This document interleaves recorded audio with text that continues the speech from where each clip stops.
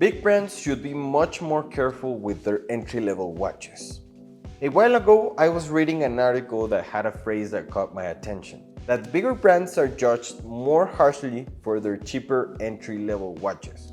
While this isn't the case for the most hyped brands, I think it's a very real point for all the others, and I can give you plenty of examples.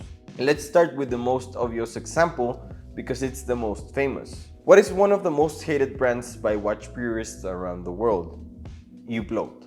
Lately, it has become very popular among people who don't know a lot about watches to hate the brand. They say this nonsense about hating Hublot and fuck Hublot, and they're really just repeating what the most famous YouTubers say. But here comes my theory. If you ask people who know about watches and claim to hate Hublot, they will generally tell you these three things. First, that they're very expensive watches that don't offer the quality you're paying for. Second, that they have the same movement as a watch that costs 15 times less. And third, that they depreciate a lot. Which of the brand's watches do you think are being criticized in this case? Of course, the cheaper ones, which are the Big Bang. They are extremely simple watches that use modified Celita movements, which are movements you can find in Oris or highly accessible and affordable brands. The issue is that Hublot sells those watches for over $7,000. So all of this hate comes from their entry-level watches. Because if you go further up the food chain in Hublot, the truth is they have really good watches, made with crazy materials and innovative technology. They have watches with sapphire cases, 52-hour power reserves, 3-axis tourbillons, things that are very high-end in watchmaking. But since people only know the basic, cheaper models, the criticism clearly comes from there. Now here's another example, Tag Heuer. Tag Heuer is a historic brand in the watch world and in the racing world. The brand has all of the legacy of Heuer, which became a giant of watches in the 60s and 70s. But what happened? When Tag bought Heuer, they started making cheap quartz models, like the Formula 1. These Formula 1 watches have been Tag's entry-level watches for many years and are highly criticized for the same reasons as Hublot.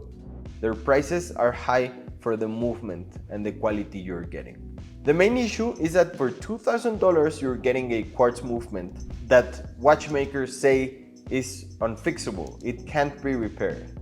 And it's the same problem as the Moonswatch, but a $2,000 watch that can't be repaired?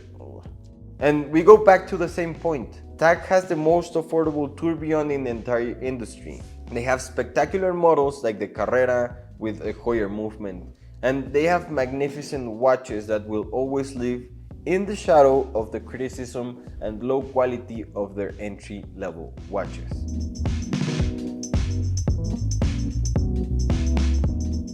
Another brand that suffers from this criticism is one of the biggest in the industry, which is Seiko. The big problem with Seiko is its price variation that is huge, offering watches from $100 to $7,000 or $8,000. But for this case, let's focus on their entry-level watch, which is the Seiko 5. Because if we focus on their quartz models, well, that would just make things worse. Seiko is flooded with criticism for not listening to its consumers, who ask for sapphire crystal, ceramic bezel, and higher quality materials. But Seiko doesn't provide that in its entry-level watches.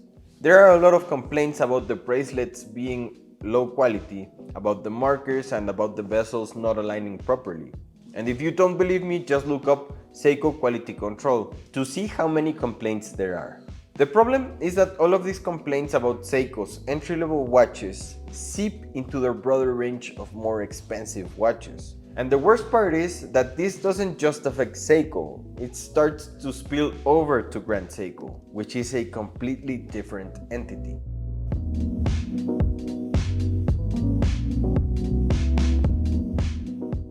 And just like these three brands, I would dare to say that 90% of watchmaking brands are heavily criticized for their entry-level watches. If you would like to see a part 2 of this video, let me know in the comments. And most importantly, please share your thoughts.